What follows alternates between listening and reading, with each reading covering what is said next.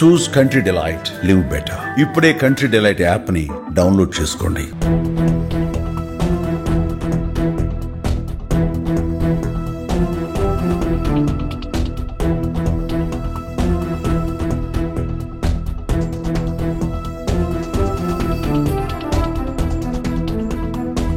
బయట హోటల్స్లోకి వెళ్ళి మీరు ఫ్యామిలీతో పాటు లంచ్ కానీ డిన్నర్ కానీ చేద్దాం అనుకుంటున్నారా? ఇప్పుడు ఒకసారి విజయవాడ శ్రీ ఆంజనేయ రెస్టారెంట్లో ఉన్నాను. ఇవి చూసాక కూడా ఇంకా మీరు బయటకు వెళ్ళి తినాలనుకుంటే ఖచ్చితంగా వెళ్ళచ్చు. ఎందుకంటే మనకు బయట చూపించే హోటల్ అట్మాస్ఫియర్ వేరుగా ఉంటుంది. లోపల ఆ ఫుడ్ క్వాంటిటీ కానీ, లేకపోతే పెట్టిన నిల్వ కానీ, లేకపోతే ఆ తయారు చేసి దాన్ని దాచే విధానం కానీ మీకు ఎవరూ చూపించరు. కేవలం ఫుడ్ సేఫ్టీ అధికారులు తనిఖీ వచ్చినప్పుడు మాత్రమే ఈ విషయాలన్నీ బయటకు వస్తాయి. ప్రస్తుతం నేను గురునానక్ కాలనీలో ఉన్న శ్రీ ఆంజనేయ రెస్టారెంట్ దాంట్లో ఉన్నాను. ఫుడ్ సేఫ్టీ అధికారులు మొత్తం తనిఖీలు చేస్తున్నారు. ఈ తనిఖీలో విస్తుపోయే వాస్తవాలు బయటకు వచ్చాయి. ఇక్కడ ప్రతిదీ కూడా వండేసిన ప్రతి పదార్థం కూడా చికెన్ మటన్తో పాటు అన్నీ కూడా ముందుగా వండేసి ఫ్రిజర్లో పెట్టేసారు. ఎంత ఘోరంగా ఉన్నాయంటే, పూర్ణచంద్రరావు గారు ఇప్పుడు ఎన్నోసార్లు మీరు ఎన్నో తనిఖీలు చేస్తూనే ఉన్నారు. ఇదే హోటల్ పైన గతంలో కూడా తనిఖీ చేశారు. బట్ వీళ్ళ పద్ధతి ఏమీ మారలేదు. ఏమేమి గమనించారు ఇక్కడ మీరు? అందరికీ నమస్కారం. ఈరోజు ఫుడ్ సేఫ్టీ కమిషనర్ గారు ఆదేశారు, ప్లస్ లీగల్ మెట్రాలజీ కంట్రోల్ గారు ఆదేశించారు. 20 లీగల్ మెట్రాలజీ టీములు, 20 ఫుడ్ సేఫ్టీ టీములు నగరం వ్యాప్తంగా ప్లస్ కృష్ణా జిల్లా కొంత భాగం ఇన్స్పెక్ట్ చేయడం జరుగుతుంది. దానిలో భాగంగా ప్రముఖ రెస్టారెంట్లు, బేకరీ పాయింట్స్, స్వీట్ పాయింట్లు, తర్వాత స్వీట్ షాపులు, బేకరీ కార్ఖానాలు చూడడం జరుగుతుంది. చాలా దారుణమైన విషయాలు ఏంది మనం ఎప్పుడు చెప్తానే ఉన్నాం.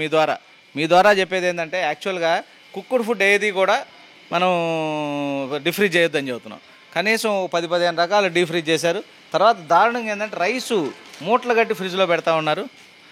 మూటలు కట్టి ఫ్రిడ్జ్లో పెడతా ఉన్నారు. తర్వాత ఈ మిగిలింది ఏదైతే సర్వ్ చేయంగా మిగిలింది, ఇప్పుడు హాఫ్ బాయిల్డ్ కూడా కాదు, ఫుల్ బాయిల్డ్ ముక్కలు కూడా దీంట్లో పెట్టేసి, ఈ హాఫ్ బాయిల్డ్ కొన్ని, ఫుల్ బాయిల్డ్ కొన్ని, మిగిలినవి కొన్ని, లోపల ఏముండయో తెలియట్లా, ఇవన్నీ కూడా డీఫ్రీజ్ చేస్తూ ఉన్నారు. తర్వాత పాడైపోయినాయి. తర్వాత చూడండి ఇది ఏ కండిషన్స్లో ఉన్నాయో చూడండి. ఎంత హాఫ్ బాయిల్డ్ అంటున్నారు, ఎప్పుడో తెలియట్లేదు. తర్వాత అది కానీ ఇదంతా కూడా పాడైపోయింది. తర్వాత ఎట్లా ఉందో నీరు గారిపోతూ ఉంది. తర్వాత ఇది అసలు అయితే స్టైల్ అయిపోయింది. మ్యారినేట్ చేసామంటున్నారు, స్టైల్ అయిపోయింది. చూడండి ఇట్లా లోపల పక్క. తర్వాత డిఫ్రిజిరేటర్లు కూడా అంటే వండడానికి టైం పడుతుంది అనుకోవచ్చు. రైస్ని వండి ఫ్రిడ్జ్లో పెట్టలేండి సార్? రైస్ వండి వాళ్ళకి అదే చెప్తా ఉన్నాం, రైస్ వండి పెడతా ఉన్నారు. తర్వాత మోనోసోడియం గ్లూటమేట్, చైనా సాల్ట్ వాడొద్దని చెబుతున్నాం. గిన్నెలే పెట్టుకొని ఇక్కడ వాడుతూ ఉన్నారు. చూడండి ఇది monosodium glutamate, China salt, Ajinomoto అంటారు. దీని మూలాన ఏంటంటే చాలా ఇబ్బందికరమైన పరిస్థితులు వస్తూ ఉన్నాయి.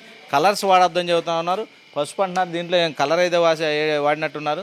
తర్వాత ఎగ్గులు బాయిల్ చేసి ఫ్రిడ్జ్లో పెడతా ఉన్నారు. 10 నిమిషాల్లో బాయిల్ అవుతాయి. బ్యాడ్ స్మెల్ వచ్చేస్తూ ఉంది. చూడండి ఇది కూడా ఎప్పుడో పాడైపోయింది. ఇది నీరు గారిపోతా ఉంది. చూడండి కింద నీరు గారిపోతుంది. దారుణమైన విషయం, గోంగూర కూడా ఫ్రిడ్జ్ చేశారు. దీన్ని కూడా రిఫ్రిజిరేటర్లోంచి బయటికి తీసాం. ప్యాకెట్లు కట్టి రిఫ్రిజిరేటర్లో నిన్నదో మొన్నదో తెలియదు. ఇవాళదంటారు, మనమేమో దాని మీద డేట్ లేదు కదా, వాళ్ళు ప్రూవ్ చేసుకోవాలా. నిన్నదో మొన్నదన్నా ఈ కలర్ వేసి ఈ చూడండి నీరు గారిపోయినాయి, మొత్తం పాడైపోయినాయి. ఫ్రిడ్జ్ చేసి మనకే పెడతా ఉన్నారు. లివర్లు అంటున్నారు, ఇది కూడా డీఫ్రిజ్ చేశారు. మొత్తం 10-15 రకాలు బాయిల్డ్ కాకుండా కంప్లీట్ ఫైనల్ ప్రొడక్ట్ కూడా డీఫ్రిజ్ చేశారు రైస్తో సహా. తర్వాత ఆ ఫ్రిడ్జ్లో కూడా దారుణమైన విషయాలు ఉన్నాయి. తర్వాత డీఫ్రిజ్ చేస్తూ ఉన్నారు.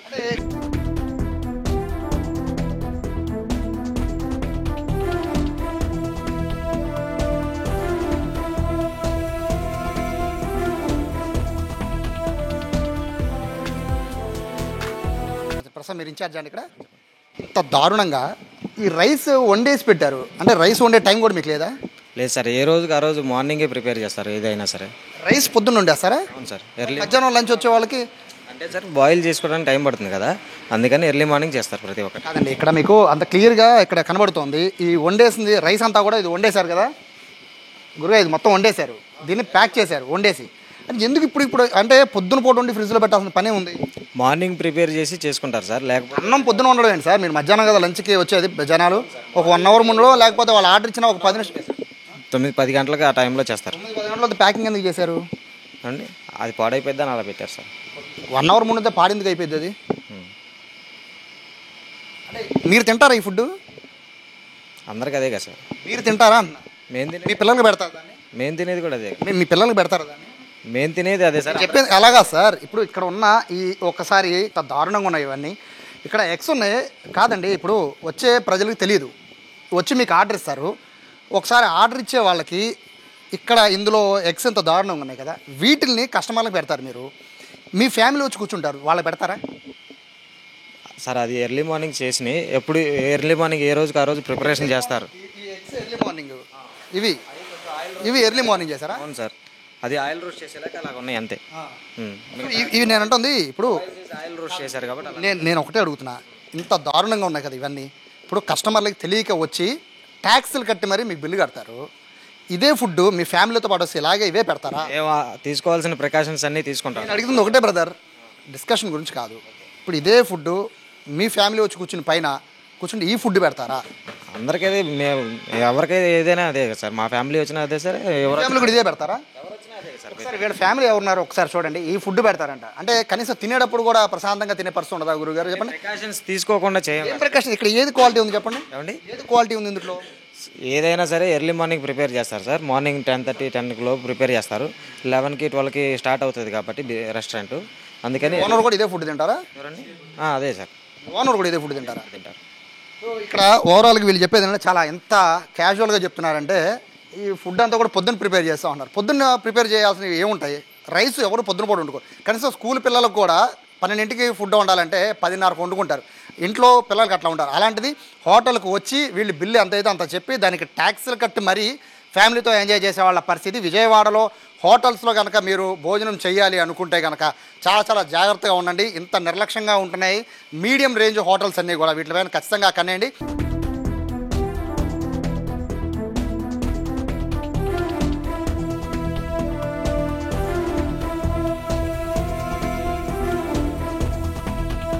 ఎంతోమందికి ఎన్నోసార్లు చెప్తున్నా వీళ్ళెవరు కూడా పద్ధతి మార్చుకోవట్లేదు. రీజన్ ఏంటి?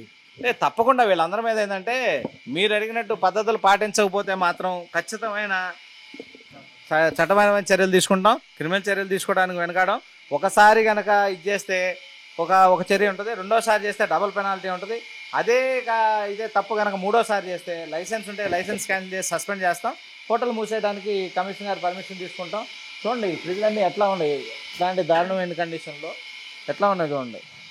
అది మసాలా అంటున్నారు, దీన్ని ఫ్రిడ్జ్ చేసి ఎన్నాళ్ళైందో తెలియదు, ఏ మసాలా కూడా తెలియదు. ఆ కండిషన్లో ఆ ఫ్రిడ్జ్లో పెట్టా ఉన్నారు. ఇవన్నీ డ్రైనేజ్ కండిషన్స్ బాగాలేదు. వెజిటేరియన్ కూడా ఇక్కడ ఉంది చూడండి. బాయిల్ చేసి ఇక్కడ పెడతా ఉన్నారు. మష్రూమ్ బాయిల్ చేసి పెట్టారు. చికెన్ కలర్ కలిపి బాయిల్ చేసి ఇక్కడే పెట్టారు.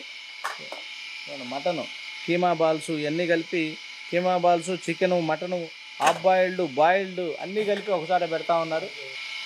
గడ్డగట్టుకుపోయింది, అసలు దాన్ని కూడా రావట్లేదు. మ్యారినేట్ చేసి పెట్టామని చెబుతున్నారు కలర్ కలిపి. పప్పు చూడండి, పప్పు కూడా రిఫ్రిజిరేట్ చేశారు, ఎప్పుడుదో తెలియదు. తర్వాత ఇది మరీ దారుణంగా ఐస్ గడ్డగట్టిపోయి అసలు రాట్లా. వెజిటబుల్స్ కూడా బాయిల్ చేసి డీప్ ఫ్రీజ్ చేస్తూ ఉన్నారు, దీన్నే వాడతారు. ఇది కరగట్లా, ఎన్నాళ్ళైందో కూడా తెలియదు అసలు. గట్టుకుపోయినాయి కదా సార్, మొత్తం గట్టుకుపోయి పనికిరాని పరిస్థితికి వచ్చేసినాయి.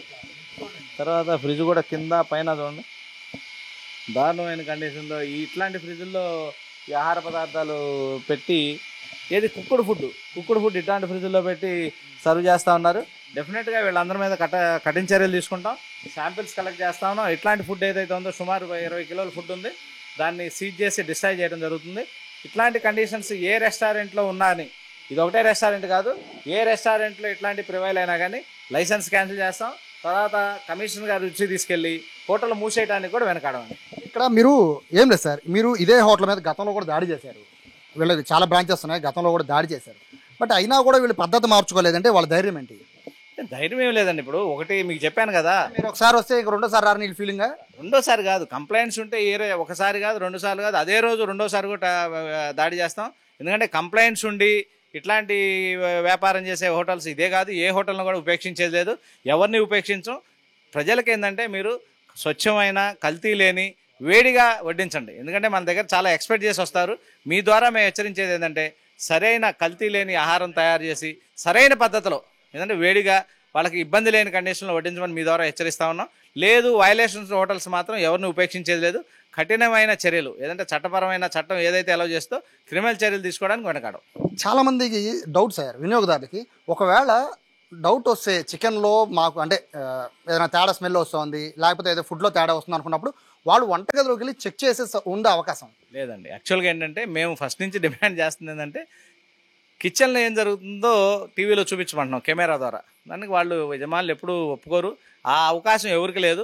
అందుకని మేమేంటంటే ఖచ్చితంగా అన్ని కిచెన్లు చెక్ చేస్తున్నాం, లైసెన్స్ చెక్ చేస్తాం, తర్వాత ఫ్రీక్వెంట్గా కూడా చెక్ చేస్తూ ఉన్నాం. ఇప్పుడు ప్రభుత్వం వారు కూడా ల్యాబొరేటరీలు ఏర్పాటు చేస్తూ ఉన్నారు, స్టాఫ్ను కూడా పెంచుతూ ఉన్నారు. ఇప్పుడు ఇంతకుముందు మీరు చెప్పినట్టు సంవత్సరానికి ఒకసారి 2 సార్లు చేసినా కానీ ఇప్పుడు కంప్లైంట్ వచ్చిన తర్వాత ఇమ్మీడియట్గా గంటల్లోనే చర్యలు తీసుకుంటాం. ఇట్లాంటి మీరు చెప్పినట్టు ఎట్లాంటి స్టైల్ ఫుడ్ పెట్టినా, వాసన వచ్చినా, మీరు సాటిస్ఫై కాకపోయినా ఇమీడియట్గా మా ప్రతి జిల్లాలో మా జిల్లా ఆఫీసర్ అసిస్టెంట్ ఫుడ్ కంట్రోల్ ఉన్నాడు, తర్వాత ఆ ఏరియా ఫుడ్ సేఫ్టీ ఆఫీసర్ ఉన్నాడు, అడ్జుడికేషన్ ఆఫీసర్ జాయింట్ కలెక్టర్ గారు ఉంటారు, తర్వాత విజిలెన్స్ ఎన్ఫోర్స్మెంట్ డిపార్ట్మెంట్ ఉంటుంది, తర్వాత FSSA వెబ్సైట్ ఉంది, మా హెల్ప్ డెస్క్ ఉంది. ఎవరికి ఫోన్ చేసి కంప్లైంట్ చేసినా వితిన్ అవర్స్ మేము యాక్షన్ తీసుకుంటాం. సో వీళ్ళ మీద ఫైనల్గా ఏమి యాక్షన్ తీసుకోబోతున్నారు? తప్పకుండా ఇవన్నీ శానిటైజేషన్ కండిషన్ నోటీస్ ఇచ్చాం, లైసెన్స్ కండిషన్ నోటీస్ ఇచ్చాం, శాంపిల్ కలెక్ట్ చేసాం, ఎనాలిసిస్ పంపిస్తా ఉన్నాం. వీటన్నిటి మీద చట్టపరంగా వీళ్ళందరికీ నోటీసులు ఇచ్చాం. As per FSSA act and rules డెఫినెట్గా క్రిమినల్ చర్యలు తీసుకుంటాం. సో ఇది పూర్ణచంద్ర గారు చెప్తున్నారు. ఇక్కడ మరి బాధాకరమైన విషయం ఏంటంటే అన్నం వేడివేడిగా వండాల్సిన అన్నాన్ని ముందే వండేసి ఫ్రిడ్జ్లో పెట్టేశారంటే ఇంత కన్నా దౌర్భాగ్యం అనేది బహుశా విజయవాడలో ఏ హోటల్లో కూడా ఉండదేమో. ఎంత దారుణంగా ఉంది. రైస్ని వదిలిపెట్టడం, అదే గోంగూర పచ్చడి కూడా ప్యాకింగ్ చేసి పెట్టేశారు. ఎగ్స్ అయితే చాలా దారుణంగా స్మెల్ వచ్చేస్తుంది. 10 నిమిషాల్లో ఉడికిపోయే ఎగ్స్ని కూడా వాళ్ళు ఫ్రిజర్ చేశారంటే వీళ్ళ నియమనాలు అర్థం కావడం. ప్రస్తుతం అయితే ఈ శ్రీ ఆంజనేయ రెస్టారెంట్ పైన అయితే ఫుడ్ సేఫ్టీ అధికారులు అలాగే మొత్తం దీనికి సంబంధించి మొత్తం అంతా కూడా దీన్ని ల్యాబ్కి పంపిస్తున్నారు. దీనిపైన క్రిమినల్ యాక్షన్ కూడా తీసుకుంటామని చెప్తున్నారు. విజయవాడలో ఉన్న మిగతా హోటల్స్ అందరికి కూడా ఒకటే, ఏదైనా కస్టమరు సాటిస్ఫై చేయాలి అంటే వాళ్ళకి వేడివేడిగా వడ్డించాలి, కానీ ఫ్రిడ్జ్లో పెట్టేసిన తర్వాత బయట తీసి వేడిగా వడ్డించడం కరెక్ట్ కాదని చెప్తున్నారు. ఎవరికి ఏ ఇబ్బంది ఉన్నా కూడా ఏ కస్టమర్ కనుక ఫిర్యాదు చేయాలనుకుంటే ఖచ్చితంగా జిల్లా స్థాయిలో ఉండే ఫుడ్ సేఫ్టీ అధికారులు ఖచ్చితంగా ఇన్ఫర్మేషన్ ఇవ్వచ్చు అని చెప్పి ఫుడ్ సేఫ్టీ ఆఫీసర్ పూర్ణచంద్రరావు చెప్తున్నారు. కెమెరా పర్సన్ కృష్ణతో సాయి, సుమన్ టీవీ, విజయవాడ నుంచి.